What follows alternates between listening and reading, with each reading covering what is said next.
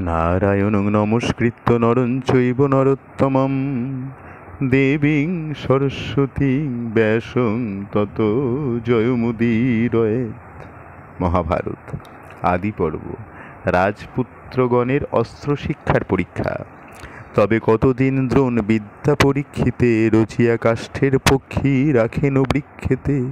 একে একে ডাকিলেন সব শিষ্যগণে, আইলেন যুধিষ্ঠির আগে সেই ক্ষণে। ধনুস্বর দিয়া দ্রোণ যুধিষ্ঠির করে, ভাসপক্ষী দেখাইয়া কহেন তাহারে। ওই দেখো ভাসপক্ষী বৃক্ষের উপর, উহারে করিয়া লক্ষ্য রাখো ধনুস্বর। শিষ্যদের শিক্ষা গ্রহণ সম্পন্ন প্রায়। গুরুদেব দ্রোণাচার্য তৈরি করেছেন এক কাষ্ঠপক্ষী, রেখেছেন বৃক্ষের উপরে। প্রথম পালা যুধিষ্ঠিরের।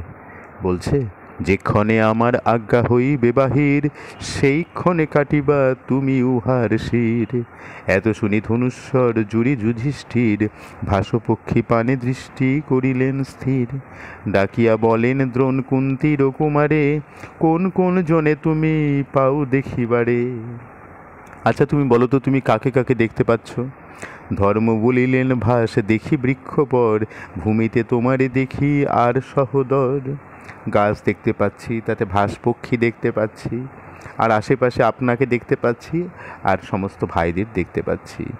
এত শুনি দ্রোণ তারে অনেক নিন্দিয়া, ছাড়ো ছাড়ো বলি ধনু নিলেন কাড়িয়া। তার কাছ থেকে ধনু কেড়ে নিয়েছে, ছাড়ো ছাড়ো, তোমাকে আর লক্ষ্য ভেদ করতে হবে না। দুর্যোধন শত ভাই বীর বৃকদর, একে একে সবারে দিলেন ধনুস্বর। যে রূপে কহিলেন ধর্মের নন্দন, সেই মতো কহিল সকল ভাতৃগণ। সবাকারে বহু নিন্দা করি দ্রোণবীর, ধনু লইয়া ঠেলা মারি করেন বাহির। একে একে সকলকে ডেকেছে, সবাই একই কথা বলছে। ধনুস্বর দেন গুরু অর্জুনের হাতে, বৃক্ষভাস দেখাইয়া কহেন অগ্রেতে। এবার অর্জুনের পালা। তার হাতে ধনুস্বর তুলে দিয়েছেন গুরুদেব। নির্গত হইবা মাত্র মম মুখে বাণী, নিঃশব্দে কাটিবা বাপু ধনুস্বর হানি।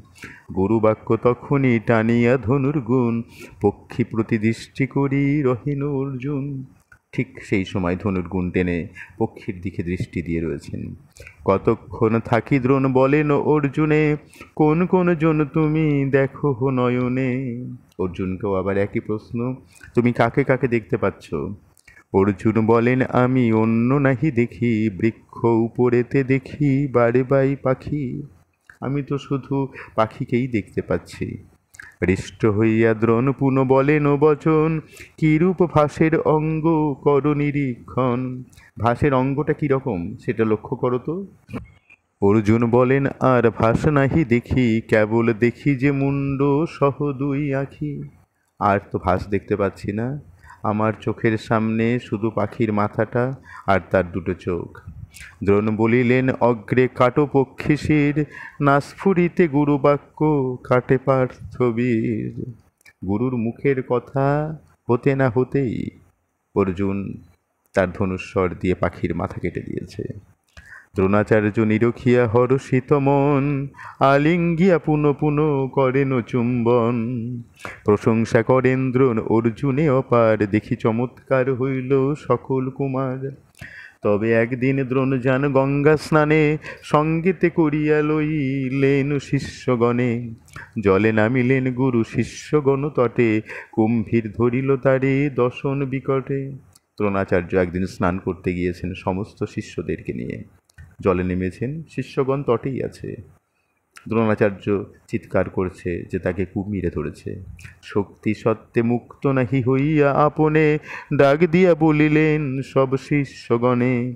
আমারে কুম্ভীর ধরি লইয়া যাই জলে, এই ডুবাইল রাখো আমারে সকলে। আমাকে রক্ষা করো সবাই, আমাকে কুমির ডুবিয়ে নিয়ে চলে যাচ্ছে তো। দ্রোণের বচনে সব হইল চমৎকার, আস্তে ব্যস্তে লইয়া যায় অস্ত্র যে যাহার। বের করছে সবাই যার যার কাছে কি অস্ত্র আছে। দ্রোণের মুখেতে তবে নাহি সরে বাণী, অলক্ষিতে পঞ্চবান মারিল ফাল্গুনি। দ্রোণের মুখের কথা মুখেই রয়ে গেল। অর্জুন মেরে দিয়েছে পঞ্চবান। খণ্ড খণ্ড হইল কুম্ভীর কলেবর, মরিল কুম্ভীর ফাঁসে জলের উপর। জল হইতে উঠি দ্রোণ ধরিয়া অর্জুনে, বারবার তুষিল চুম্বন আলিঙ্গনে। তুষিয়া দিলেন অস্ত্র নাম ব্রহ্মশির, অস্ত্র দিয়া বলিলেন দ্রোণ মহাবীর, এই অস্ত্র প্রহারিবা দেবতা রাক্ষসে, কদাচিৎ অস্ত্র নাহি ছাড়িবা মানুষে। অর্জুনের কর্মকাণ্ডে গুরুদেব প্রশংসিত।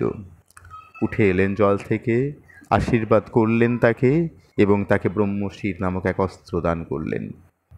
দেখিয়া গুরুর এত অর্জুনের সম্মান, ক্রোধে দুর্যোধন চিন্তে মরণ সমান। হেনমতে দ্রোণাচার্য সব শিষ্যগণে, নানা বিদ্যা শিখাইলা করিল যতনে। রথ আরোহণে দৃঢ় হন যুধিষ্ঠির, গদাই কুশল দুর্যোধন ভীমবীর। তুরঙ্গে নকুল হইল সহদেব কুন্ত, হেনমতে হইলেন সবে বিদ্যাবন্ত। ইন্দ্রের নন্দন হইল ইন্দ্রেরও সমান, সকল বিদ্যায় পূর্ণ হইল বাখান। রথগস অশ্বভূমি সর্বত্র অভ্যাস, ধনুর গদা গদাদি সর্বত্র প্রকাশ। এইরকমভাবে যুধিষ্ঠির পারদর্শিতা লাভ করলেন রথ আরোহণে। দুর্যোধন এবং ভীম গদাই এই রকম এক একজন এক একটাতে পারদর্শিতা লাভ করলেন, আর অর্জুন সমস্ত কিছুতেই পারদর্শী। সর্বশিষ্যগণ যবে হইল প্রখর, দ্রোণ বলিলেন যথা অন্ধ নৃপবর। ধৃতরাষ্ট্রের কাছে গিয়ে দ্রোণাচার্য বলেছেন যে সকলেরই শিক্ষা প্রায় সমাপ্ত। ভৃষ্য কৃপাচার্য আজি যত ক্ষত্রগণ, সবারে কহেন ভরদ্বাজের নন্দন। বিদ্যায় পরাগ হইল সকল কুমার, সাক্ষাতে পরীক্ষা করো বিদ্যা সফাকার। এত শুনি ধৃতরাষ্ট্র আনন্দিত মন, বিদুরে ডাকিয়া আজ্ঞা করেন তখন। রঙ্গভূমি সুসজ্জ করহ শীঘ্র গতি, যে রূপে আচার্য কহেন মহামতি। রাজাজ্ঞা পাইয়া বিদুর ততক্ষণে, আদেশ করেন যত অনুচরগণে। ক্ষেত্র এক প্রশস্ত চৌদিকেতে দোসর, রঙ্গভূমি বিরচিল তাহারও ভিতর। চতুর্দিকে নির্মাইল উচ্চ গৃহগণ, নানা রত্নে গৃহ সব করিল মণ্ডন। রাজগণ বসিবারে তাহার উপর, বিচিত্র পালঙ্ক সজ্জা রাখিল বিস্তর। রাজনারীগণ হেতু কইল ভিন্ন স্থল, ভূমি হইতে তাহা অতি করিল উচল। হেনমতে রঙ্গভূমি করিয়া নির্মাণ, বিদুর জানাইলেন ধৃতস্থান। শুভদিন করিয়া চলিল সর্বজন, অন্ধ ধৃতরাষ্ট্র আর গঙ্গার নন্দন। বল্মীক চলিল সহ পুত্র সোমদত্ত, আর যত রাজগণ আইল প্রমত্ত। গান্ধারী সুবল সুতা কুন্তি আদি করি, আইল সকল যত অন্তঃপুর নারী। রথগজ অশ্বপৃষ্ঠে মঞ্চের উপরে, শতপুর করিয়া বসিল দেখিবারে। সুসজ্জ রঙ্গভূমি প্রস্তুত করা হয়েছে রাজপুত্রদের অস্ত্র শিক্ষা পরীক্ষা নেবার জন্য। সকলেই এসেছে, অন্তঃপুরের সমস্ত নারীরা এসেছে, ধৃতরাষ্ট্র, বিদুর, ভীষ্ম থেকে শুরু করে সকলেই এসেছে। নানা বাদ্য বাজে শব্দে কর্ণে লাগে তালি, প্রলয় কালেতে যেন সিন্ধুর কল্লোলি। হেনকালে আইলেন আচার্য মহাশয়, তারা মধ্যে হইল যেন চন্দ্রের উদয়। শুক্লবাস শুক্লকেশ শুক্ল পুষ্পমালে, সর্বাঙ্গে লেপিত শুক্ল মলয় জোভালে। পুত্র সহ গুরু দণ্ডাইল সভা মাঝে, আজ্ঞা কইল আসিবারে পাণ্ডব অগ্রজে। সভায় প্রবেশ করিলেন যুধিষ্ঠির, বিকচ পঙ্কজ মুখ নির্মল শরীর। দ্রোণাচার্য এসে সবার প্রথমে যুধিষ্ঠিরকে আসতে বললেন। যুধিষ্ঠির আসলেন। টঙ্কারিয়া ধনুর্গুণ সন্ধি দিব্যস্বর, মহাশব্দে প্রহারিল লোকে ভয়ঙ্কর। এক অস্ত্রে বহু অস্ত্র করেন সৃজন, বায়ব্য অনল আদি বহু অস্ত্রগণ। ধন্য ধন্য করি সবে করিল বাখান, সবে বলে কেহ নাহি ইহারও সমান। নির্বর্তিয়া যুধিষ্ঠিরে দ্রোণ তপোধন, আজ্ঞা করিলেন এসো ভীম দুর্যোধন। যুধিষ্ঠির প্রদর্শন করলেন তার সমস্ত অস্ত্র শিক্ষা। এরপর ভীম এবং দুর্যোধনের পালা। গদা হাতে এলো তবে দুই মহাবীর, মল্লবেশের অঙ্গমাটি ভূষিত শরীর, মাথায় মুকুট পরিধান বীর ধরা, দুই ভিতে দোহে যেন পর্বতের চূড়া। গদা হাতে করি ভ্রমে করিয়া মণ্ডলী, দোহার হুঙ্কার শব্দে কর্ণে লাগে তালি। দুই মত্ত গজ যেন শুন্ডে জড়াজুড়ি, চরণে চরণে মুন্ডে মুন্ডে তাড়াতাড়ি। দোহারে দেখিয়া কর্মলোকে ভয়ঙ্কর, পরস্পর কথা হয় সভার ভিতর। কেহ বলে মহাবীর বীর বৃকোদর, কেহ বলে ভীম হইতে বলি কুরুবর। হেন মতে দুই পক্ষ হইল সভায়, উঠিল প্রবল শব্দ কথায় কথায়। ধৃতরাষ্ট্রে গন্ধারী পাণ্ডব গণমাতা, তিনজনে বিদুর কহেন সব কথা। বুঝিয়া লোকের মর্ম দ্রোণ মহাশয়, আজ্ঞা করিলেন দোহে নিবৃত্ত যে হয়। মধ্যে গিয়া দাঁড়াইল গুরুর নন্দন, নিবৃত্ত হইল দোহে ভীম দুর্যোধন। ভীম এবং দুর্যোধনের প্রদর্শন সম্পন্ন হল। তবে আজ্ঞা করিল গুরু অর্জুনে আসিতে, আইলেন ধনঞ্জয় ধনুস্বর হাতে। এবার অর্জুনকে আসতে বললেন।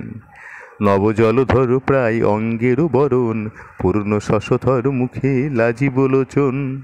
দেখিয়া মোহিত হইল যথ সভাজন, কেহ বলে আইলেন কুন্তীর নন্দন।